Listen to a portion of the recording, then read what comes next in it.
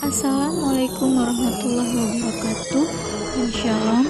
Perkenalkan, nama saya Arni Rukua dari tingkat 1B. Pertama-tama kita harus tahu dulu apa itu plebotomi. Plebotomi berasal dari bahasa Yunani pleb dan tomia. Pleb berarti pembuluh darah, vena, dan tomia berarti mengiris atau memotong.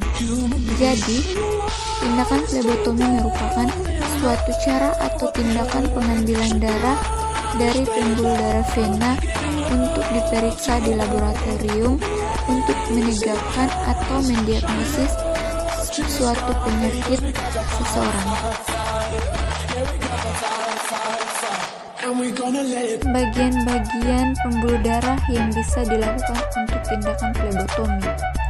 Jadi, umumnya vena yang biasa diambil untuk tindakan plebotomi terdapat pada lengan dan kaki. Di lengan terdiri dari vena urinaris, radialis, dan branchialis, sedangkan di kaki ada tibialis posterior, tibialis interior, porticea, dan femoralis. Tetapi yang sering digunakan untuk tindakan plebotomi yaitu vena median cubital.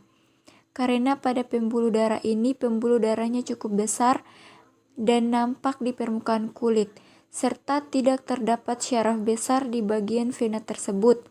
Jadi kita lebih mudah untuk melakukan tindakan pengambilan darah. Apabila vena ini tidak memungkinkan untuk dilakukan tindakan, maka vena capalica dan vena basilia bisa menjadi pilihan berikutnya. Pada vena ini harus melakukan tindakan dengan hati-hati karena letaknya yang sangat berdekatan dengan arteri branchialis dan syaraf median. Dan jika vena ini tidak juga dapat digunakan, maka pengambilan darah dapat dilakukan di vena di bagian pergelangan tangan. Selain bagian-bagian vena yang dapat dilakukan untuk pengambilan darah atau tindakan plebotomi, ada juga lokasi vena yang tidak diperbolehkan untuk tindakan plebotomi atau tindakan pengambilan darah, yaitu yang pertama, lengan pada posisi mastektomi, yang kedua, daerah edema, yang ketiga, hematoma, yang keempat, daerah di mana darah sedang ditransfusikan, yang kelima, daerah bekas luka.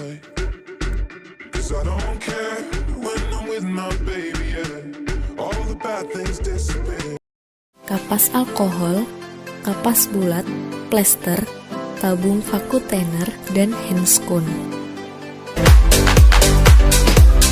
Dan kondisikan spuit hingga siap digunakan. Pengkondisian spuit bisa dilakukan dengan cara buka plastik pembungkus spuit,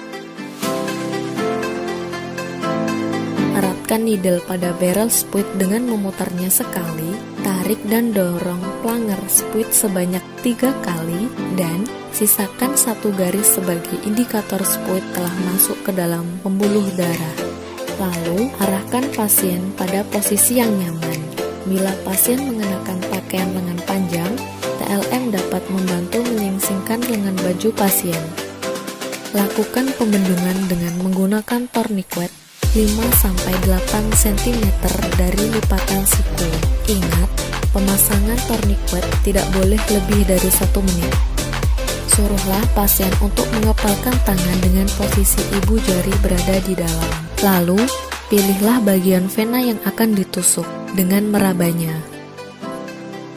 Setelah menentukan lokasi penusukan, bersihkan area penusukan dan biarkan kering di udara.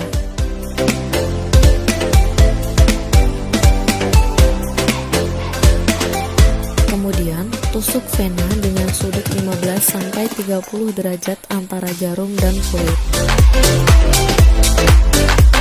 Lepas tourniquet setelah terlihat darah masuk ke dalam hook, dan hisap darah sesuai volume yang dibutuhkan.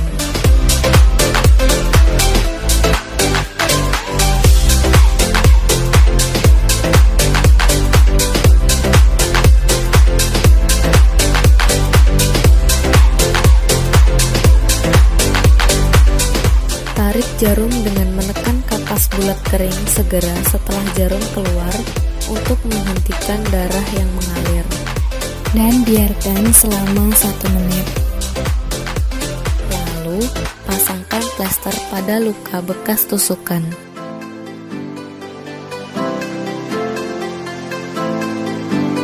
Pindahkan darah di dalam spuit ke dalam tabung vacuum thinner secara perlahan.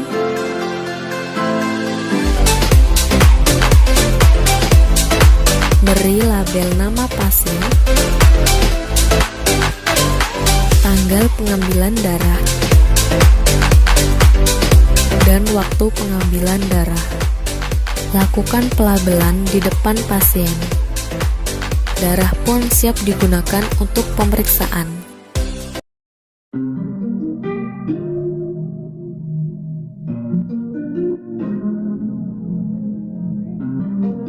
Hal-hal yang perlu diperhatikan dalam proses pengambilan darah yaitu yang pertama, pemasangan dan pelepasan tourniquet. Yang kedua, jarum dilepas sebelum tabung vakum terisi penuh. Yang ketiga, penusukan yang berulang-ulang atau yang berkali-kali. Yang keempat, kulit yang ditusuk masih basah oleh alkohol.